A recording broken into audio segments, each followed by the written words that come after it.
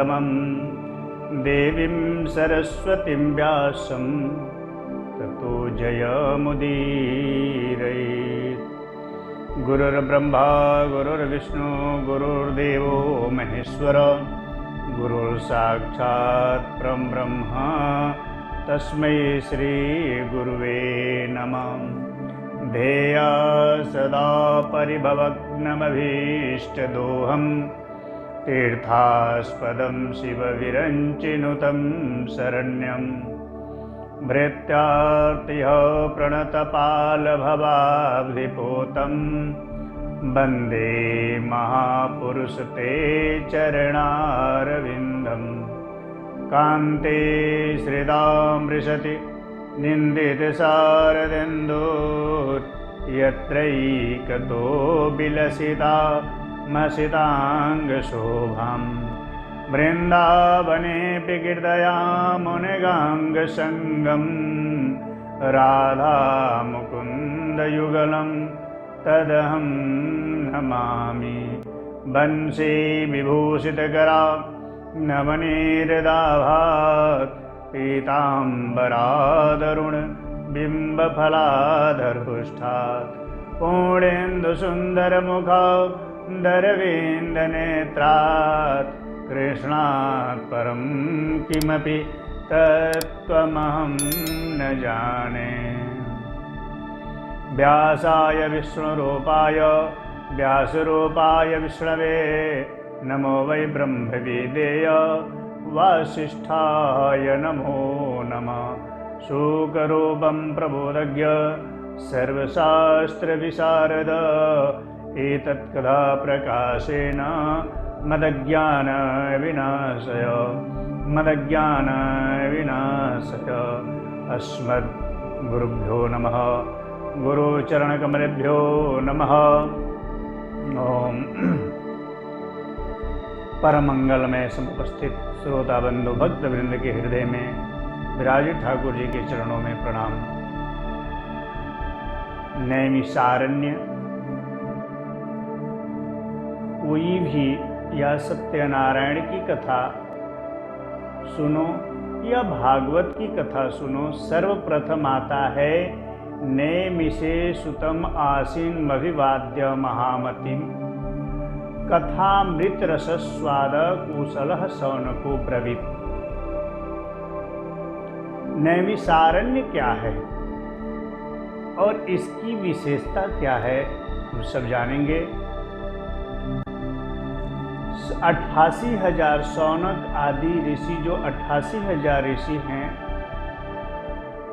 इनकी जब भी तपस्या करने, अपना कोई भी तप करने के लिए लोग बैठते थे तो दैत्यों ने आकर के उनके साधना में, उनके स्वाध्याय जप तप में विघ्न डाल देते।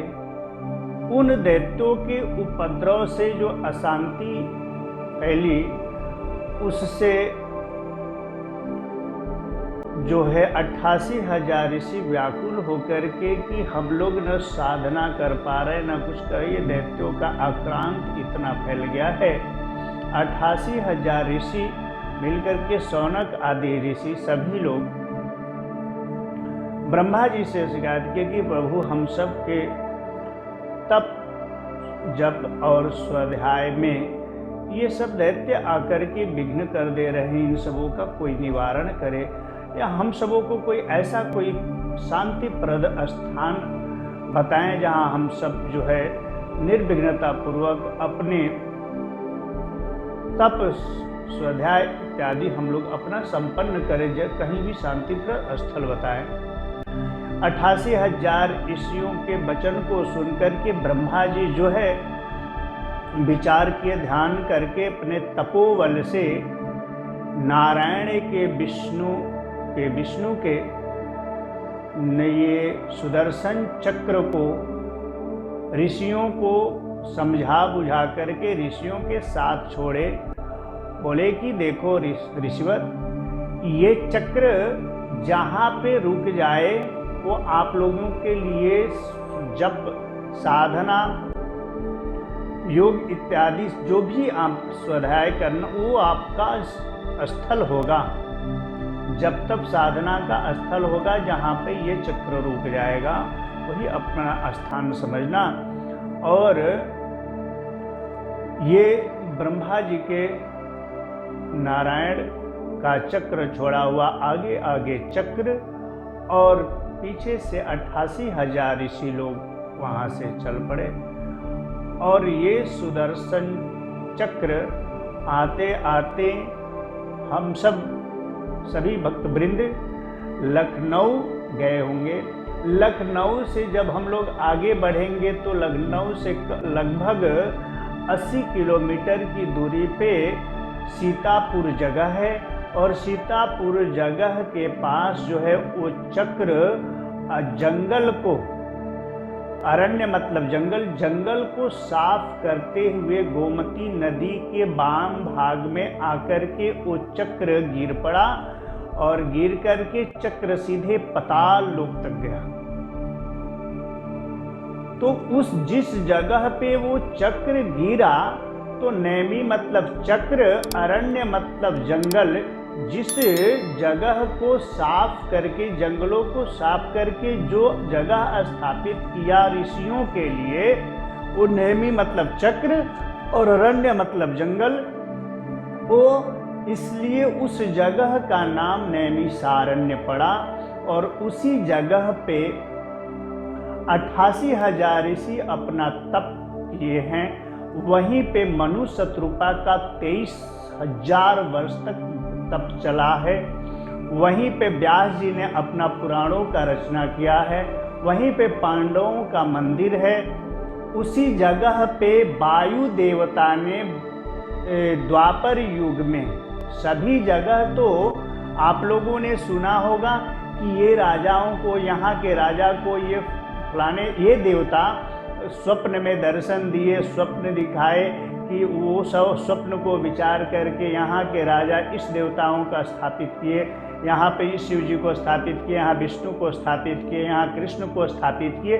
किसी न किसी राजा महाराजाओं के द्वारा ये मंदिर स्थापित आप लोगों ने सुना होगा।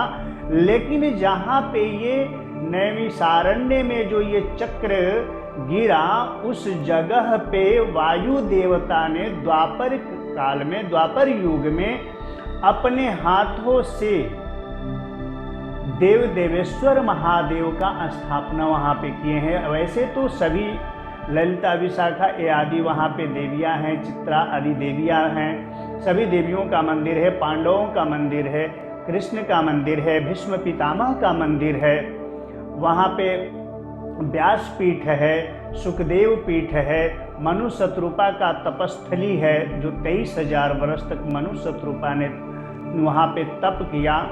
तो वैसे, और उस जगह की विशेषता और ये है कि फाल्गुन मास के अमावस्या से लेकर के पूर्णिमा तिथि तक वहाँ पे मेला लगता है वहाँ पे। और वहाँ 84 कोस का परिक्रमा है, परिक्रमा स्थल है, गिरि पर्वत है, वहाँ पे तरह तरह के सभी देवताओं का मंदिर है। और वो फाल्गुन मास के अमावस्या तिथि से लेकर के और फाल्गुन मास के पूर्णिमा तिथि तक सभी देवता लोग वहाँ पे विराजमान हो जाते हैं, सभी देवता वहाँ उपस्थित होते हैं। आज वहाँ पे ये मेला क्यों लगता है? क्योंकि ये दधीचि मुनि के स्मरण के लिए, ये प्रति वर्ष जो है उनको स्मरण में, उनको याद करने के लिए दधीचि मुनि को ये प्रति वर्ष ये 15 दिन का अमावस्या से पूर्णिमा तक का मेला लगता है। जो दधीचि मुनि अपने बैरी इंद्र को अपने अस्थियों को जो है दान में दिया, और उन्हीं दधीचि मुनि के हड्डी से 3 जो है धनुष बना, और अलग अलग पिनाक, गांडीव और जो है सारंग नामक ये धनुष तैयार हुआ, और अलग अलग देवता उसको लिए हैं। और वही सारंग नाम धनुष जो राम जी ने आकर के मिथिला में तोड़ा, वही हड्डियों का, वही दधीचि मुनि के। तो वो दधीचि मुनि की याद में ये मेला प्रति वर्ष जो है उनके स्मरण में ये मेला लगाई जाती है। और हम सब लोग वहाँ जा कर के वो 15 दिन वहाँ पे परिक्रमा करने का फल है। और 15 दिन ये के अंदर वहाँ पे जो जाकर के वो 84 कोष के परिक्रमा को जब कोई पूर्ण करता है तो शास्त्रों में ऐसा कहा गया है, आचार्यों का ऐसा कथन है कि प्रत्येक व्यक्ति, प्रत्येक मनुष्य को जन्म लेने के पश्चात उस पे 6 प्रकार के ऋण लग जाते हैं और वो किसी कारण बस वो ऋण को व्यक्ति चुका न पाया हो, उसके जो है स्मरण में यदि कोई व्यक्ति अपने ऋण चुकाने से पूर्व ही वो परमपद हो गया हो, उसका अंत हो गया हो, तो उसके याद में जैसे पितरों के स्मरण करके हम सब गया इत्यादि श्राद्ध करने के निमित्त जाते हैं, उसी प्रकार से यदि किसी को पता हो कि हमारे पिता की ये इच्छा थी, हमारे चाचा या हमारे खानदान में किसी का इस तरह का है, वो अपने किए हुए बिना किए उस कार्य को और चले गए हैं, वो चाहते थे और उनके उस ऋण को, उनके कर्ज को या अपना कर्ज उतारना चाहता हो, तो ये 6 प्रकार के कर्ज वहाँ पे जो ये चक्र गिरा और चक्र सीधे पाताल लोक में गया। उस लोक में जाने से उसकी क्या विशेषता है कि वहाँ पे एक कुंड का निर्माण हो गया और उस कुंड से सीधे पाताल लोक से जल स्वतः अपने हमेशा ऊपर की ओर आते रहता है और उसमें स्नान करके यदि वहाँ पे परिक्रमा करता है तो 6 प्रकार के कर्ज से मुक्ति पा जाता है। तो 6 प्रकार का कर्ज कौन है?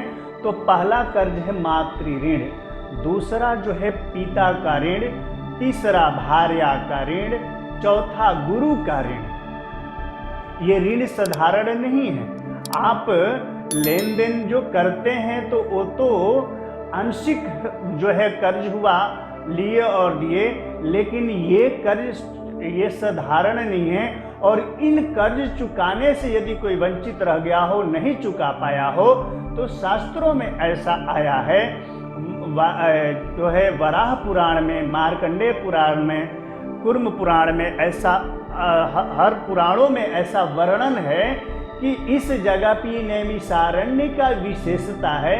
तो नैमिषारण्य तीर्थ में जाके चक्र पुष्करणी में स्नान करके और वहाँ जो है ये 84 कोष का परिक्रमा करके पूर्ण करता है। तो ये 6 प्रकार के जो ऋण है, मातृ ऋण, पितृ ऋण, भार्या ऋण, चौथा गुरु का ऋण और 5वां सन्यासी का ऋण, 6वां अतिथि का ऋण, ये 6 प्रकार के प्रत्येक व्यक्ति के ऊपर ये ऋण, और ये ऋणों से जो ऋण हो के और ऋण से मुक्ति पा जाता है और उसके मन की जो अभिलाषा हो वो पूर्ण होता है। और दूसरी विशेषता ये है, साक्षात वहाँ पे सभी हमारे पूर्वाचार्यों का और बड़े बड़े विद्वानों का मत है, जो वहाँ पे जा चुके हैं, जो वहाँ के अनुभव कर चुके हैं, जो अपने जीवन में ऐसा मन में विचार करके उनकी जो इच्छा रही वो पूर्ण हुआ है, जो व्यक्त करते हैं, वो मैं आप लोगों को मैं आप लोगों के सामने रख रहा हूँ कि वहाँ पे एक महादेव मंदिर है जो वायु देवता के द्वारा स्थापित किया गया है। उस मंदिर का नाम है देव देवेश्वर महादेव। उस जो है मंदिर में जो देवता है शिव जी, उनका नाम है देव देवेश्वर महादेव। और देव देवेश्वर महादेव के मंदिर में एक सीता जी के द्वारा मथा हुआ एक मथानी रखी गई है। उसी समय से जो माता सीता ने वहाँ पे मथा उसी मंदिर में वहीं पे, और वो मथानी आज भी वहाँ पे है, ऐसा पुराणों में आता है। और आचार्यों का भी कहना है कि जिस व्यक्ति के मन में जो इच्छा हो, पुत्र की इच्छा, धन की इच्छा, रोग निवृत्ति की इच्छा, जो उसके मन में कामना हो, उस मथानी को जो है स्पर्श करने मात्र से वहाँ जाकर के और वो सीता जी के मथानी को यदि स्पर्श करता है तो उसके इच्छा जो है, जो मन में इच्छा रहेगा वो इच्छित फल प्राप्त होता है। अवश्य इसमें संशय नहीं है, ये पुराणों में लिखा है। और ये साक्षात ये जो देव देवेश्वर महादेव का दर्शन करता है और उस मथानी को स्पर्श करता है, तो ये दर्शन स्पर्श मात्र से उसके मनोरथ जो है सिद्ध होते हैं, ऐसा आया है। ये देव देवेश्वर महादेव साक्षात वायु देवता के द्वारा स्थापित किया गया है, न किसी मनुष्य के द्वारा, न कोई राजा, न कोई महाराजा। ये साक्षात द्वापर युग में ये वायु देवता ने अपने हाथों से ये देव देवेश्वर महादेव का स्थापना वहाँ पे किए हुए हैं और पूजन के लिए। और आज भी वो देव देवेश्वर महादेव का पूजन किया जाता है। और उसी मंदिर में जो है ये मथानी सीता जी के द्वारा रखा गया है। और वो मथानी जो का स्पर्श और देव देवेश्वर महादेव का जो है दर्शन मात्र से मनुष्य के जो है जो मनोकामना हो अवश्य पूर्ण होता है, इसमें संशय नहीं है। और वो नैमिषारण्य में चक्र पुष्करणी के कुंड में स्नान करने मात्र से और वहाँ के करने से जो है ऋण से मुक्ति पा जाता है। इस प्रकार ये नैमिषारण्य की विशेषता है। नैमिषारण्य की उत्पत्ति इसलिए हुआ, नैमी मतलब चक्र, आरण्य मतलब जंगल, और जंगलों को साफ करके जो चक्र ने ऋषियों के साधना के लिए तपस्थली जो बनाया, उस जगह का नाम है नैमिषारण्य।